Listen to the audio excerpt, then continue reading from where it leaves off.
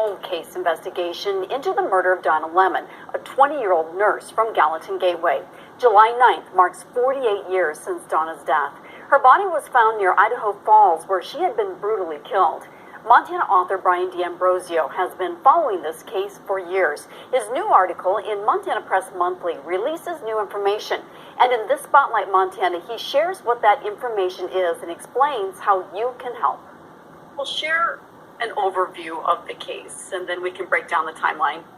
Sure, and then the timeline is something quite special too, because the authorities had not released the timeline, and then the timeline's hazy too. Right? So we have a Donna Lemon who's 20 years old, born and raised in the Gallatin Canyon, and coming from a good family, and with an extreme love of the outdoors. She had a love of the outdoors that was genetically transmitted, so to speak.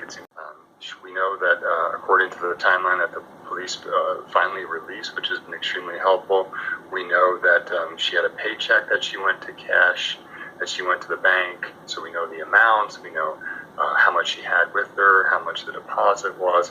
We know she met her sister as well, her sister Berna, for hamburgers and Cokes.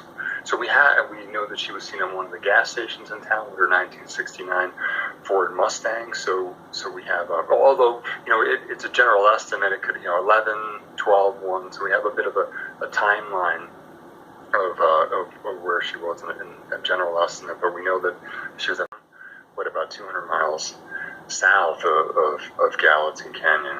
And there's the mystery is what was she doing maybe on July 6th? We don't know. We know that the vehicle was actually seen parked in Idaho Falls, a few blocks away on the outskirts of town, abandoned, because it was recorded by an officer in one of his logbooks. And he didn't make much of it. He just said, well, here's a car. It's got Montana plates, a green Mustang.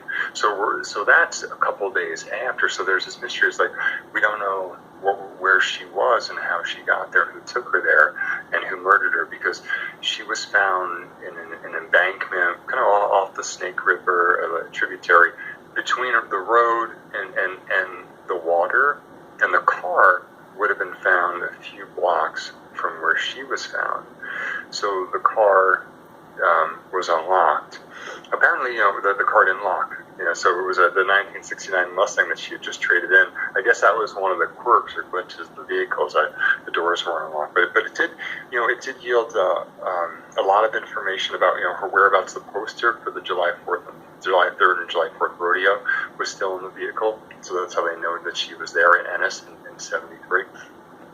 Would have attended the rodeo in Ennis on July 3rd or July 4th of 1973. We know that Donna was there. We know that it's comprehensive. It's been vetted. It's been tested. It's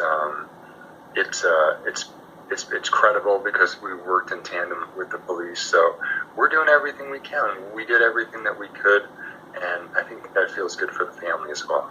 So, message to our listeners.